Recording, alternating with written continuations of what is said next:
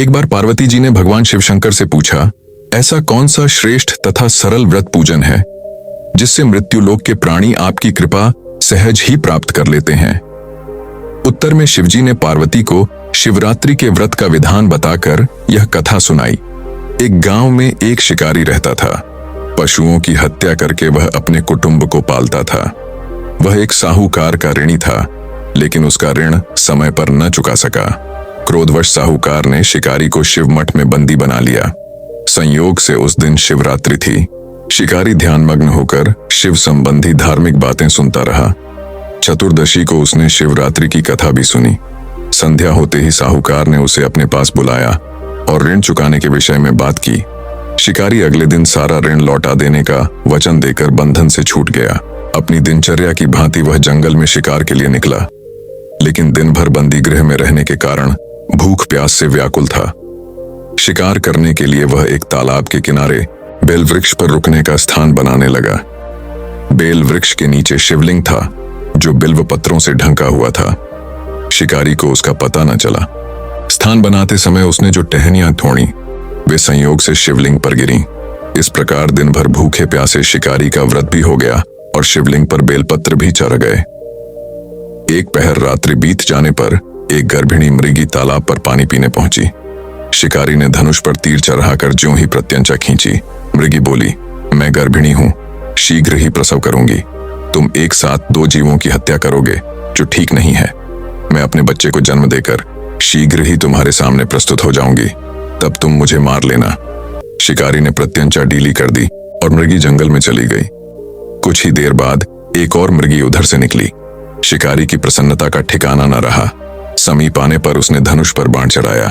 तब उसे देख मृगी ने विनम्रता पूर्वक निवेदन किया, कुछ देर पहले ही ऋतु से निवृत्त हुई हूं, कामातुर विरहिणी हूं, अपने प्रिय की खोज में भटक रही हूं।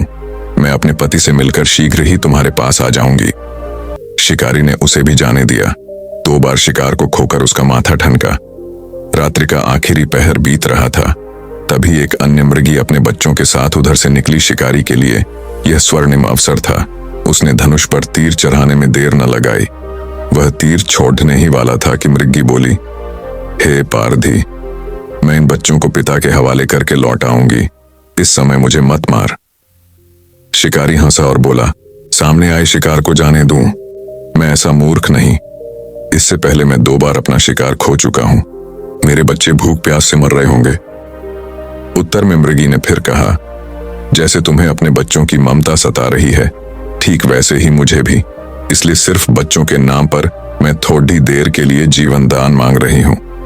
हे पारधी, मेरा विश्वास कर, मैं इन्हें इनके पिता के पास छोड़कर तुरंत लौटने की प्रतिज्ञा करती हूं। मृगी का दीन स्वर सुनकर शिकारी को उस पर दया आ गई। उसने उस मृगी को भी जाने दिया। शिकार के अभाव में बेलवृक्ष पर बैठा शिकारी बेलपत्र तोड़कर नीचे फेंकता जा रहा था। सुबह होने को हुई तो एक हष्टपुष्ट मृग उसी रास्ते पर आया। शिकारी ने सोच लिया कि इसका शिकार वह अवश्य करेगा। शिकारी की तनी प्रत्यंचा देखकर मृग विनीत स्वर में बोला, हे पारधी भाई, यदि तुमने मुझसे पूर्व आने वाली 3 मृगियों तथा छोटे छोटे बच्चों को मार डाला है तो मुझे भी मारने में विलंब न करो, ताकि उनके वियोग में मुझे एक क्षण भी दुख न सहना पड़े। मैं उन मृगियों का पति हूं। यदि तुमने उन्हें जीवन दान दिया है तो मुझे भी कुछ क्षण जीवन दान देने की कृपा करो। मैं उनसे मिलकर तुम्हारे सामने उपस्थित हो जाऊंगा। मृग की बात सुनते ही शिकारी के सामने पूरी रात का घटना चक्र घूम गया। उसने सारी कथा मृग को सुना दी।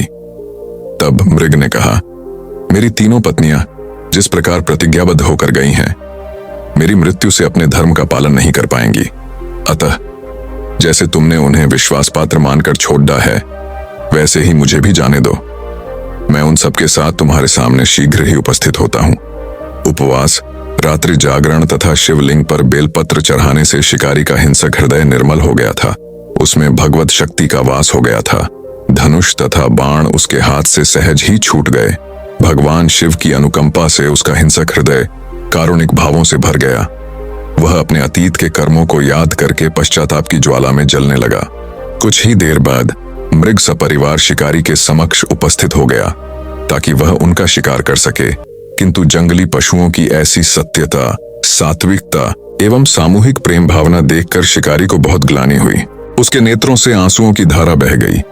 उस मृग परिवार को न मारकर शिकारी ने अपने कठोर हृदय को जीव हिंसा से हटा सदा के लिए कोमल एवं दयालु बना लिया।